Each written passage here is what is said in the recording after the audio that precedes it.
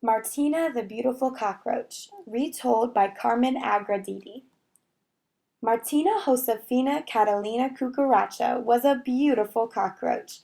She lived in a cozy street lamp in old Havana with her big, lovable family.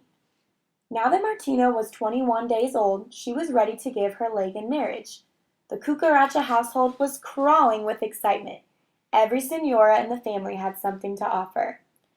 Tia Cuca gave her una piñata, a seashell comb. Mama gave her una mantilla, a lace shawl, but Abuela, her Cuban grandmother, gave her un consejo increíble, some shocking advice. You want me to do what? Martina was aghast. You are a beautiful cockroach, said Abuela.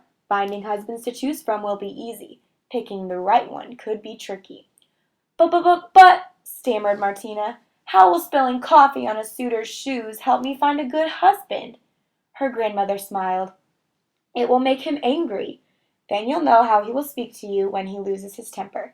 Trust me, Martina, the coffee test never fails. Martina wasn't so sure. Meanwhile, Papa sent El Perico, the parrot, to spread the word. Soon all Havana, from the busy sidewalks of El Prado to El Moro Castle, was abuzz with the news. Martina the Beautiful Cockroach was ready to choose a husband. As was the custom, Martina would greet her suitors from the balcony, under her family's many watchful eyes. Daintily she sat down and crossed her legs, and crossed her legs, and crossed her legs. She didn't have long to wait. Don Gallo, the rooster, strutted up first. Martina tried not to stare at his splendid shoes. Keeping one eye on his reflection, Don Gallo greeted her with a sweeping bow. Caramba! You really are a beautiful cockroach. I will look even more fabulous with you on my wing. With that, he leaned forward and crooned. Martina Josefina Catalina Cucaracha, beautiful muchacha, won't you be my wife? Martina hesitated only for an instant. Coffee, señor? Right on cue, Abuela appeared. With a quick glance at her grandmother, Martina nervously splattered coffee onto the rooster's spotless shoes. Oh my, she said with mock dismay, I'm all feelers today. Kee. The rooster was furious. Clumsy cockroach, I will teach you better manners when you are my wife. Martina was stunned. The coffee test had worked. A most humble offer, señor, she said coolly, but I cannot accept. You are much too cocky for me. Don Cerdo, the pig, hoofed up next. His smell curled the little hairs on Martina's legs. What an unimaginable scent, Martina wheezed. Is it some new pig cologne? Oh no, señorita. It's the sweet aroma of my pigsty. Rotten eggs, turnip peels, stinky cheese. Don Cerdo licked his chops and sang, Martina Josefina Catalina Cucaracha, beautiful muchacha, won't you be my wife? Martina had already left in search of the coffee. She wasted no time with the pig. Gronk, gronk, squealed Don Cerdo as he dabbed at the coffee on his shoes. What a tragedy for my poor loafers. He really is quite a ham, thought Martina. Calm yourself, señor. I'll clean them for you. I'll say you will, he snorted. When you are my wife, there'll be no end to cleaning up after me. Martina rolled her eyes in disbelief. A most charming offer, señor, she said dryly, but I must decline. You are much too boorish for me. The coffee test had saved her from yet another unsuitable suitor. The pig was scarcely out of sight when Don Lagarto, the lizard, crept over the railing. His oily fingers brushed the little cockroach's lovely mantilla. You shouldn't sneak up on a lady like that. I don't sneak, I creep, he said, circling Martina.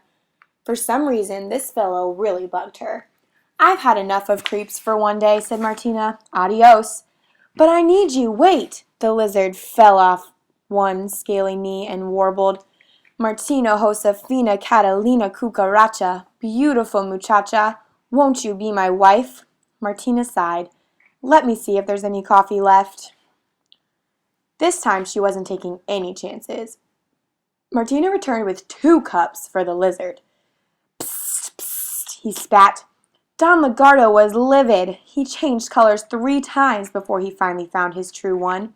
And to think, he hissed, I was going to marry you.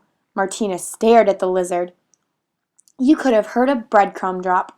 Food for thought, Senor, Martina said icily, but I must refuse. You are much too cold-blooded for me. When her grandmother returned to collect the day's coffee cups, Martina was still fuming. I'm going inside, Abuela. So soon? See, I'm afraid of whom I might meet next. Abuela drew Martina to the railing and pointed to the garden below. What about him? Martina looked down at the tiny brown mouse, and her cockroach heart began to beat faster. Tick-a-tin, tick-a-tin, tick-a-tin. Oh, Abuela, he's adorable. Where has he been? Right here all along. What do I do? Go talk to him, and just be yourself. Martina handed Abuela her piñata and mantilla, then scurried down to the garden. The mouse was waiting. Tick-a-tin, tick-a-tin, tick-a-tin. Hola, hello. His voice was like warm honey. My name is Perez. Hola, she whispered shyly. I'm Martina, the beautiful cockroach, he finished for her. You think I'm beautiful?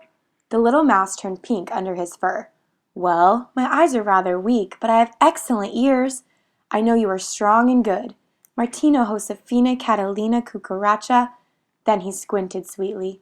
Who cares if you are beautiful? Ticky, ticky, ticky, ticky, ticky. Martina, don't forget the coffee. It was Abuela. No, thought Martina, no coffee for Perez. Martina Josefina Catalina Cucaracha. Si, Abuela. Martina knew better than to argue with her Cuban grandmother. With a heavy heart, she reached for the cup. But Perez got there first. Quick as a mouse, he splashed Café Cubano onto Martina's shoes. Now the coffee was on the other foot. Martina was too delighted to be angry. At last she'd found her perfect match. But she had to ask, how did you know about the coffee test? Perez grinned. Well, mi amor, my love, I too have a Cuban grandmother.